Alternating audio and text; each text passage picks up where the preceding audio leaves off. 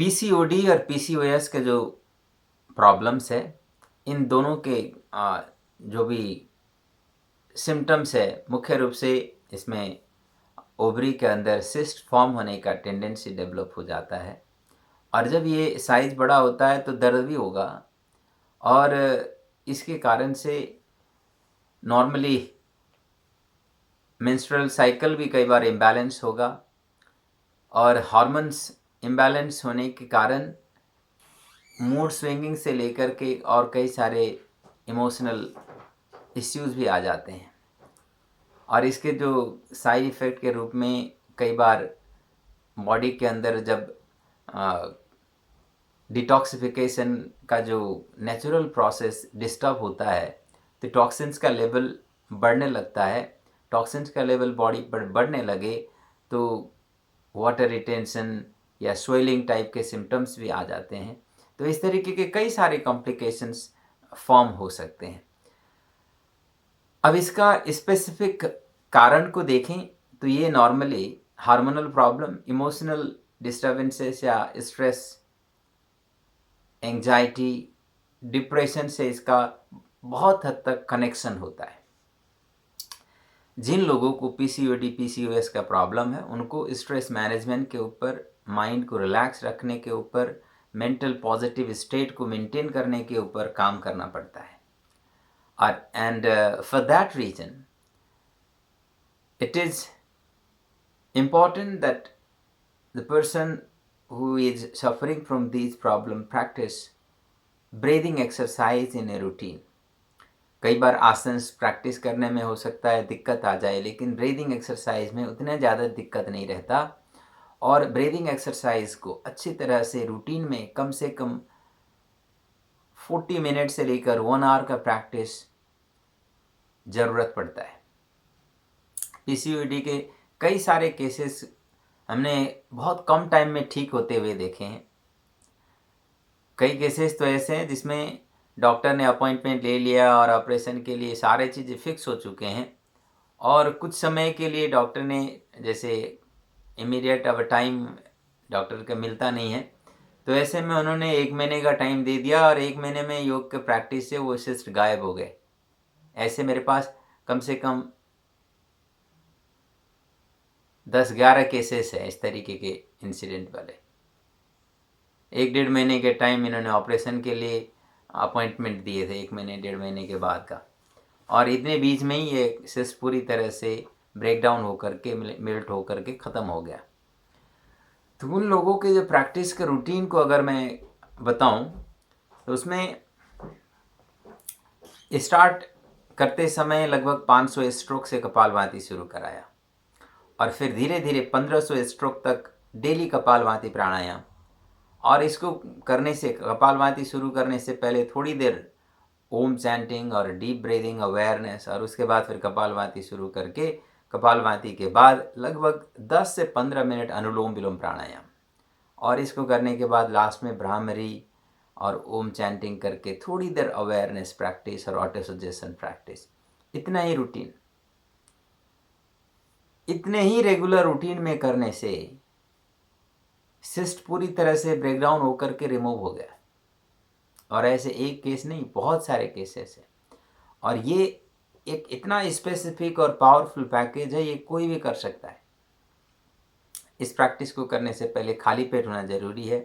पेट साफ हो सुनिश्चित करें तो और अच्छा है।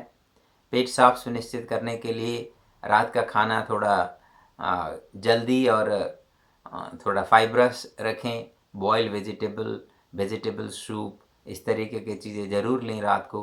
और पेट साफ़ नहीं होता है तो त्रिफला रात को ले लें, गर्म पानी के साथ, गुनगुने पानी के साथ। लगभग 1 कप पानी में 1 चम्मच त्रिफला डाल करके ले लें तो पेट साफ़ हो जाता है। उसके बाद सुबह उठ करके फ्रेश हो करके और सामान्य योगिक प्रैक्टिस में सूक्ष्म व्यायाम और सूर्य नमस्कार करने के बाद थोड़ी देर रिलैक्स होकर ब्रीदिंग एक्सरसाइज कर लें। और इस रूटीन को रेगुलर प्रैक्टिस करेंगे तो 1 महीने से लेकर 3 महीने के अंदर अंदर जो पीसीओडी पीसीओएस दोनों प्रॉब्लम्स ठीक हो जाते हैं। बस इसमें मेंटल प्रोग्रामिंग को बेहतर करने के लिए कॉन्शियस एफर्ट करके बॉडी के अंदर हैप्पी हार्मोन प्रोडक्शन का एनवायरनमेंट क्रिएट करना चाहिए।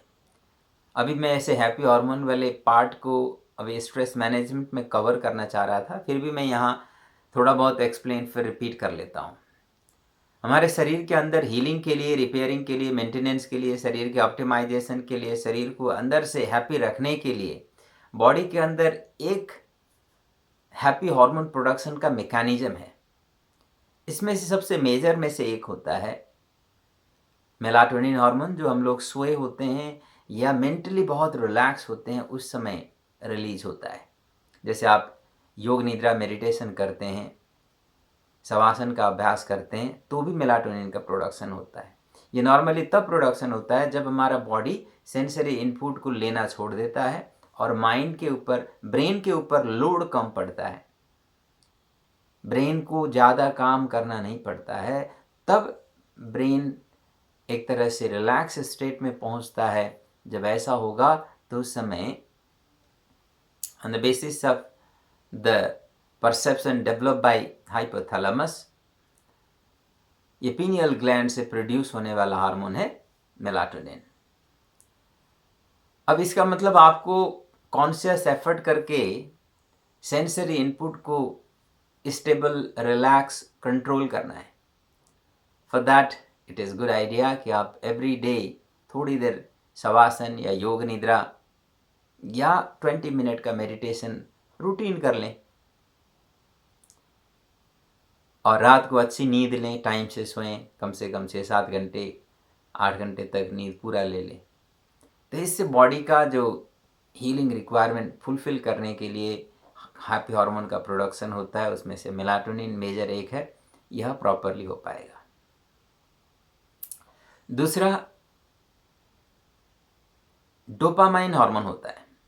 डोपामाइन हार्मोन बॉडी के अंदर प्रॉपरली प्रोड्यूस हो, इसको सुनिश्चित करने के लिए आपको कॉन्शियस एफर्ट करके सेंस ऑफ अचीवमेंट फील कराते रहने चाहिए। That you need to do yourself. इसके लिए आप एक हैबिट फॉर्म करेंगे कि आप कोई भी काम शुरुआत करते हैं तो उस काम को फुलफिल करेंगे, पूरा करेंगे, कभी भी बीच में छोड़ेंगे नहीं।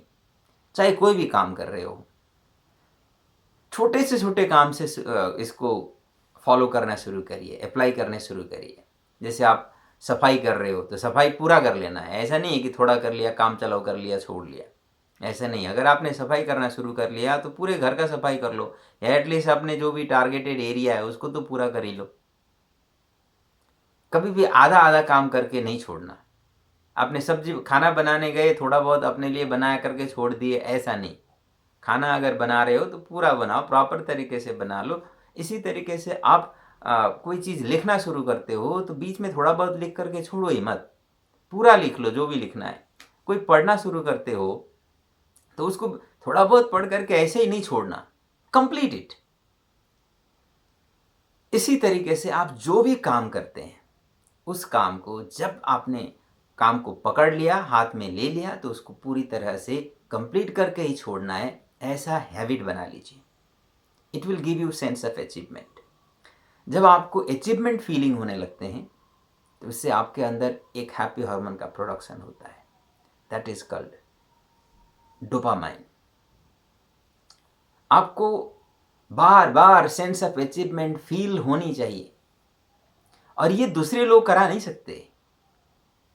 अगर ये नहीं होता या ये हार्मोन कम होता है आपके अंदर, तो आप धीरे धीरे डिप्रेशन में चले जाएंगे। आपका शरीर अंदर से कमज़ोर होता जाएगा, थकता जाएगा, उसको पुश नहीं मिलेगा, एनर्जी बूस्ट नहीं मिलेगा। To boost the inner energy you need to have that sense of achievement in your routine. इसी तरीके से एक हार्मोन होता है सेरोटोनिन हार्मोन। यह हार्मोन नॉर्मली तभी रिलीज होता है जब आप किसी को एक अच्छे फीलिंग के साथ हेल्प करते हो, शेयर करते हो, देते हो, किसी के बारे में अच्छा ही सोचते हो। आपने सब महसूस करे ही हैं, जब भी आप किसी दूसरे के बारे में भला ही सोचते हो तो आपको कितना सुकून मिलता है अंदर। और आपने अनुभव करे होंगे, किसी दूसरे के बारे में बुराई अगर मन में आता है तो उस समय आपका शरीर बिल्कुल खींच जाता है, आपका शरीर का पूरा एनर्जी सिस्टम प्रेशर में आ जाता है, स्ट्रेस में आ जाता है। आपको पता है, बस इसको कॉन्शियस एफर्ट करके रूटीन में अप्लाई करना है, एक्सपीरियंस करना है। तो आप आसपास में कई लोग पीड़ित दिखाई देते हैं, उनको हेल्प करें। आप किसी से कोई चीज़ रिसीव करते रहते हो तो उनको जैसे मौका मिले किसी न किसी तरीके से कुछ न कुछ देने का आदत बनाइए। जो भी अपने कैपेसिटी के हिसाब से, हैसियत के हिसाब से और जो अपने कंफर्ट के हिसाब से दिया जा सकता है, शेयर किया जा सकता है, रूटीन में देने का, शेयर करने का एक तरह से अपॉर्चुनिटी ढूंढें। जब आप दूसरों को ऐसा हेल्प या हैप्पीनेस शेयर करते हैं बिना एक्सपेक्टेशन, ये ध्यान रखें, अगर एक्सपेक्टेशन के साथ हम किसी को कोई चीज़ देते हैं तो इससे हमें most of the time stress मिलता है, हैप्पीनेस नहीं मिलता। ये हमेशा क्लियर होने की ज़रूरत है। दूसरों को देने से हैप्पीनेस नहीं आती जब तक आप बिना एक्सपेक्टेशन दे नहीं रहे होते हैं। तो बिना एक्सपेक्टेशन किसको दे सकते हैं? जैसे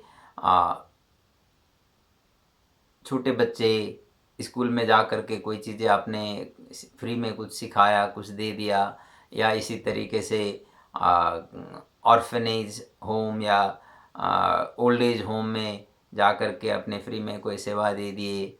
इसी तरीके से कम्युनिटी सर्विस करे, या रास्ते में कोई थोड़ा पीड़ित टाइप का दिखाई दिया, उनको आपने हेल्प कर लिया। इस तरीके का हेल्प, इसमें हम लोग उनसे एक्सपेक्टेशन नहीं करते। या आप अपने से बड़े को जब हेल्प करते हो बिना एक्सपेक्टेशन, या जो भी हम लोग जैसे टीचर वगैरह को, या जिसको हम लोग थोड़ा सा आदरणीय मानते हैं, गुरु को कोई भेंट करते हैं, हेल्प करते हैं, कुछ ऑफ़र करते हैं, बिना एक्सपेक्टेशन होता है। तो ऐसे में जो संतुष्टि मिलती है, this happiness will trigger the release of serotonin. और हमें ये सुनिश्चित करने हैं रूटीन में किसी न किसी रूप में। और नेक्स्ट है ऑक्सीटोसिन हार्मोन। ये नॉर्मली एक तरह से जो एक अपनापन महसूस होता है ना, उस अपनेपन में जो समर्पण भाव क्रिएट होता है, उस भाव के टाइम में जो अंदर कंफर्ट या हैप्पीनेस आता है, उस हैप्पीनेस के कारण से ये ऑक्सीटोसिन रिलीज होता है। जैसे आप अपने पेरेंट्स के साथ गले लगते हो, अपने स्पाउस या सिबलिंग्स या बच्चों के साथ गले लगते हो, तो आपको कितना सुकून मिलता है। या उनके साथ घूमने चले जाते हैं, उनके साथ खेलते हैं, उनके साथ एक तरह से हैप्पी मोमेंट शेयर करते हैं, तो उसमें जो कंफर्ट क्रिएट होता है फिजिकल मेंटल दोनों लेवल में, this will trigger the release of oxytocin. तो ये, और एक है एंडोर्फिन। नॉर्मली आप एक्सरसाइज करते हैं और एक्सरसाइज के बाद ब्रेक लेते हैं तो शरीर में जो कंफर्ट आता है, थकान उतरते समय जो कंफर्ट फीलिंग होता है, उसके कारण से रिलीज होता है। तो ये 4-5 हार्मोन्स आपके रूटीन में शरीर में प्रोड्यूस होते रहे, आपको सुनिश्चित करनी है। ये दूसरा कोई नहीं कर सकता। You have to plan your routine yourself. In a sense you have to engineer your inner well-being with planning in your routine। तो इससे आप बॉडी के अंदर हैप्पी हार्मोन स्टेट को हासिल कर पाएंगे, जो स्ट्रेस लेवल को ज़रूरत से ज़्यादा बढ़ने नहीं देगा। And this would be the foundation for overall balance in